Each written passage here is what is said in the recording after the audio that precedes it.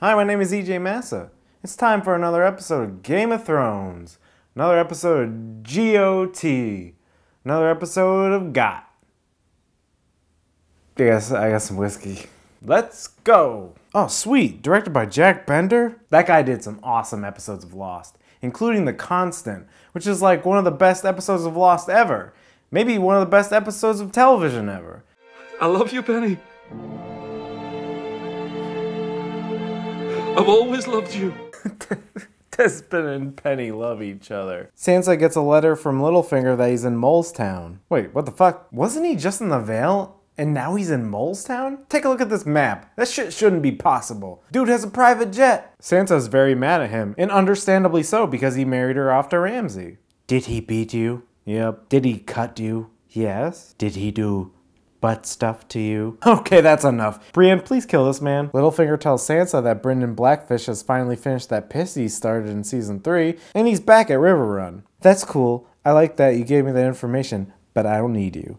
I don't need you. I'm a strong woman. Oh yay, more stick fight practice with a lady with a punchable face. The Faceless Men decide to give Arya one last chance to assassinate somebody. This time it's an actress. So she goes and watches this play, which is surprisingly an accurate representation of the recent events of Westeros. I mean, it was way more accurate than my social studies book in elementary school. Christopher Columbus discovered America and did absolutely nothing wrong. Holy crap, you gotta warn me about them dick close-ups. Now I know what you're thinking. That's a double standard, EJ. They don't warn you when boobs show up. Yeah, but penises are weird. Am I right? Arya finds out the actress she has to kill drinks lots of rum. It's a good thing our marks are all cartoon characters that only like one kind of food. The last dude loved oysters, this woman rum, and this bear honey. The Faceless Men say you're next, Pooh. I'll put the poison in your honey, you stupid shit. She asks the very reasonable question of why she needs to murder this woman, and the dude is like,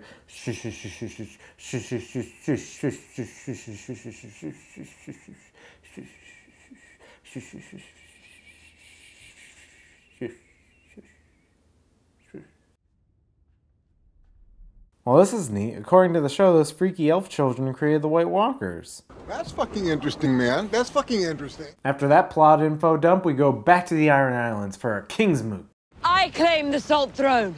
Salt Throne? In the books, it's called the Sea Stone Chair, which I think is a way more evocative name for it. But, I don't know, maybe I'm a nitpicky nerd. Yeah. Probably. Yara tries to make her case, but everyone counters with, boys rule, girls drool. It's a fact. It's a fact that they drool. Theon does his sister a solid and campaigns for her. Hopefully that makes up for the time he tried to finger her on the horse. Their uncle Euron shows up, and you know what? I know this is obvious, but I can't help but get a Donald Trump vibe from him. He openly admits to killing Balon Greyjoy and promises to sail across the sea and wed the Dragon Queen, which I could totally see Trump saying. The citizens of Pike are sick of Hillary and vote for Trump. Euron goes through this very intense baptism. Anybody around here in EMT?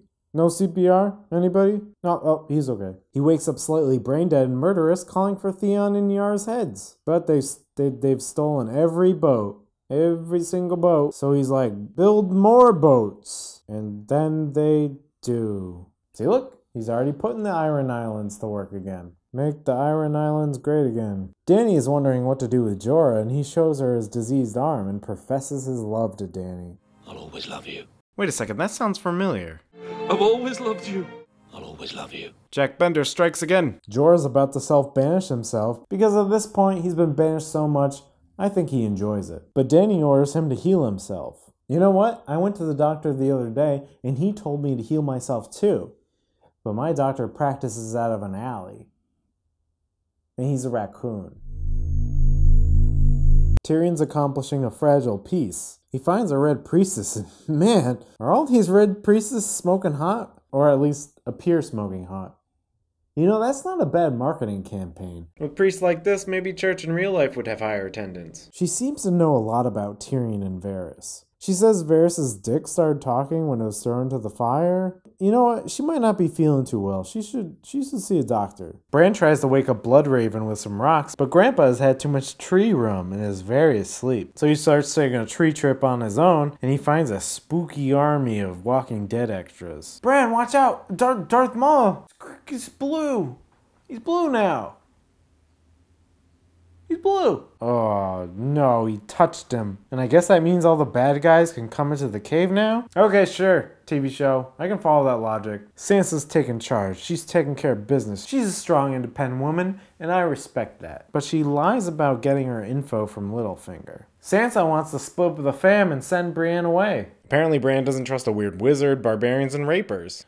Go figure. Sansa makes Jon a Ned Stark costume so he can go to Comic-Con as Ned Stark. I'm not sure where she had the time and resources to do that, but maybe she gathered supplies at the Goodwill in Molestown. Okay, Tormund, that's enough. The first look was cute, but now it's just creepy. And the other Night's Watchmen declare Ed the Lord Commander. Yes! Ed finally gets his due. What is Ed may never die. Mira's trying to capture the field of books by describing delicious food. Then the spooky army shows up. That's right, freaky elf children. Throw those fireballs. You started this whole mess. Mira's bummed out because she has to babysit Bloodraven and Bran as they trip one last time. Aw, shit.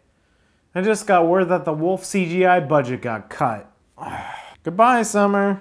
Dire wolves are dropping like flies this season. Quick, somebody lock Ghost away. The writers are coming for you. The freaky elf child no one cares about takes one for the team. So sad. Then the old man no one cares about also dies. At least he lasted longer than he did in Star Wars. Let me get this straight. Bran wargs into Hodor in the past, which means a bunch of weird stuff, time stuff happens. And then Mira says, hold the door, and he holds the door, and then in the past he says, hold the door, and then it turns into Hodor, and then Hodor dies, which creates Hodor. Hodor! I guess that solves the mystery of Hodor. I didn't know that was a mystery that needed to be solved, but I guess that's kind of cool. Maybe? R.I.P. Hodor. You held the door. Wait, why is there even a door to a root-filled hole? Whatever. All joking aside, I thought this was a pretty good episode. I mean, it had its flaws, but every plotline had interesting things happening, and it didn't feel like setting up for a future episode. I actually really liked Arya's plot. I thought the play was very interesting. It was neat to see how outside countries think of Westeros politics. Kind of like how, we have cartoon perceptions of other countries. Like, maybe we think France is all like berets and baguettes, and maybe everyone thinks we're all like bald eagles and cheeseburgers or something. And that's completely true. We are bald eagles and cheeseburgers. We are. We got to see more of Euron Greyjoy, who's just so crazy that he's charismatic. Get that out of here. And I love that we're actually seeing Sansa grow and take charge. I think a lot of people wanted to see her start doing this last season, but instead, it was a replay of that victim storyline, so people were disappointed. But I think she's actually grown more as a character than most of the other characters, including Jon, and he fucking died. I do think Hodor's death was very impactful. In fact, it was probably the most impactful death of the whole season so far. It had the appropriate build-up, and it was meaningful to the plot, which I can't say the same for Summer, which was a stupid, useless death. They should have saved Summer's death for another episode, especially since he meant so much to Bran.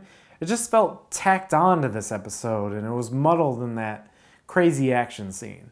And I'm pissed because they killed another doggy. They killed a cute doggy, and I'm sad. And you know what? I'm done with this show. I'm done.